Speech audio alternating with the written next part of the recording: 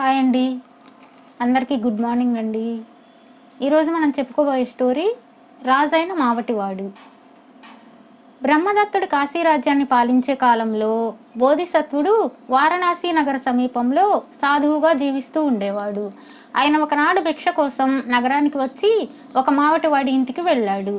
ఈ మావటివాడు ఏనుగులను పట్టడంలో, వాటికి శిక్షణ ఇవ్వడంలో చాలా సమర్థుడు. అతడు రాజు కొలువులో ఉండేవాడు. మావటివాడు బోధిసత్వుణ్ణి ఎంతో భక్తిపూర్వకంగా తన ఇంట్లోకి తీసుకుపోయి భోజనం పెట్టాడు. తర్వాత ఆయనతో వినయంగా, తమరు కొద్ది రోజుల పాటైనా నా ఇంట ఉండవలసిందిగా ప్రార్థిస్తున్నాను అన్నాడు. బోధిసత్వుడు మావటివాడి ఇంట వారం రోజుల పాటు అతిథిగా ఉండి వెళ్ళిపోయేటప్పుడు అతడు మేలు కోరుతూ దీవించాడు. ఆ దీవెన మావటివాడి ఉన్నత స్థితికి కారణం అయింది. ఒకనాటి రాత్రి నగరంలోని ఒక దేవాలయ మండపం మీద కట్టెలు కొట్టి జీవించేవాడొకడు పడుకున్నాడు. దాపులనున్న ఒక చెట్టు కొమ్మల్లో కొన్ని కోళ్లు నిద్రపోతున్నాయి. చెట్టు కింద ఏదో శబ్దం కాగా కోడిపుంజు ఒకటి మేల్కొని గట్టిగా రెక్కలాడించింది. అప్పుడు ఒక ఎండుపుల్ల విరిగి కింద కొమ్మపై నిద్రపోతున్న మరొక కోడిపుంజు మీద పడడంతో దానికి నిద్రాభంగం అయింది. కోడిపుంజు కోపంగా తల ఎత్తి పైకి చూస్తూ, అంత పొగరుబోతుతనం మంచిది కాదు. నేనెవరనుకుంటున్నావు? నేను మామూలు కోడిని కాదు. నా మాంసం తిన్నవాడెవడికైనా గొప్ప నిధి దొరుకుతుంది అన్నది.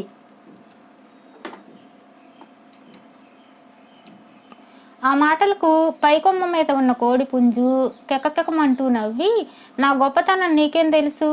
నా మాంసం తిన్నవాడు తప్పకుండా రాజు అవుతాడు అంటూ తన రహస్యం బయటపెట్టింది. ఈ సంభాషణ విన్న కట్టెలు కొట్టేవాడు పరమానందం చెందాడు. వాడు కొంతసేపు వేచి ఉండి కోళ్లు తిరిగి నిద్రపోతున్నవని తెలుసుకొని నిశ్శబ్దంగా చెట్టు మీదకి పాకిపోయాడు. తాను రాజే కాగలిగినప్పుడు నిధులతో పనేముంటుంది అనిపించింది వాడికి.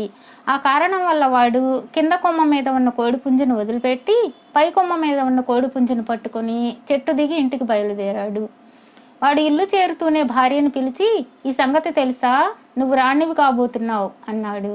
వాడి భార్య కోపంగా, మతిలేని కబుర్లు చెప్పకు. నేను కట్టెలు కొట్టుకు బతికేవాడి పెళ్ళాన్ని. అందుకు నేనేమీ చింతపడ్డం లేదులే అన్నది. కట్టెలు కొట్టేవాడు పెద్దగా నవ్వి, కట్టెలు కొట్టుకు జీవించే నీ భర్త సింహాసనం ఎక్కబోతున్నాడు. ఇదిగో ముందు ఈ కోడిని కోసి వండు అని తన భార్యకు తాను తెచ్చిన కోడి మాంసానికున్న మహత్తును గురించి మొత్తం చెప్పేశాడు. వాడి భార్యకు కలిగిన సంతోషం అంతా ఇంతా కాదు. ఆవిడ అప్పటికప్పుడే కోడిని కోసి వండింది. మనం ముందు నదిలో స్నానం చేసి తర్వాత భోజనం చేద్దాం అన్నాడు కట్టెలు కొట్టేవాడు.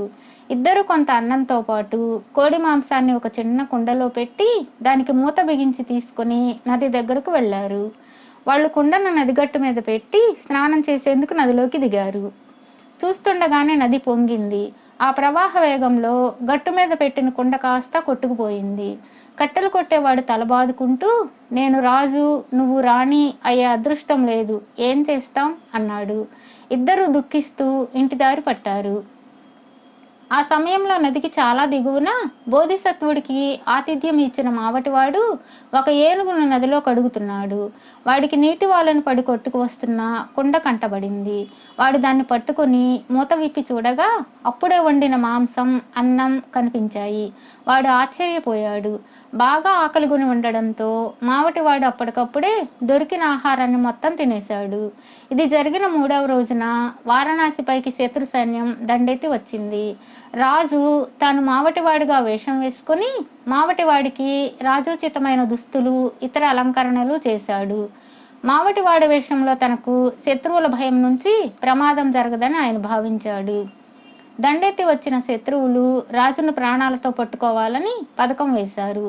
ఆ కారణం వల్ల వాళ్ళు మావటివాడిని చంపి అంబారీలో ఉన్న రాజును బంధించేందుకు మావటివాడిపై బాణాలు కొట్టసాగారు. వాళ్లకు మావటివాడి వేషంలో ఉన్నవాడు రాజని తెలియదు. శత్రువులు వదిలిన బాణాలు తగిలి మావటివాడి వేషంలో ఉన్న రాజు మరణించాడు.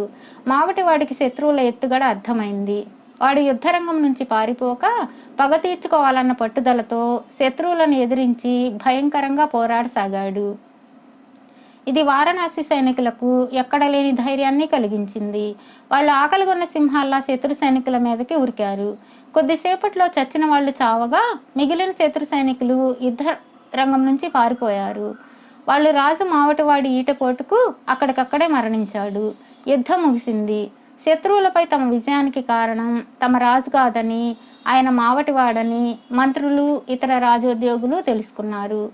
రాజు మరణించాడు గనుక ఆ స్థానంలో మరొక రాజు అవసరం ఉన్నది. మరణించిన రాజుకేమో పిల్లలు లేరు. రాజుగారి ప్రధాన పౌరోహితుడు రాజుగారే స్వయంగా తన దుస్తులు, కిరీటం మావటివాడికి ఇచ్చాడు కనుక మనకు రాజు కాదగిన వాడు మావటివాడే అని చెప్పాడు. ఆ మాట నిజం. మావటివాడి పరాక్రమం వల్లనే శత్రువులు ఓడి వారణాసి రక్షించబడింది కనుక మావటివాడే సింహాసనానికి న్యాయమైన హక్కుదారు అన్నాడు ప్రధానమంత్రి.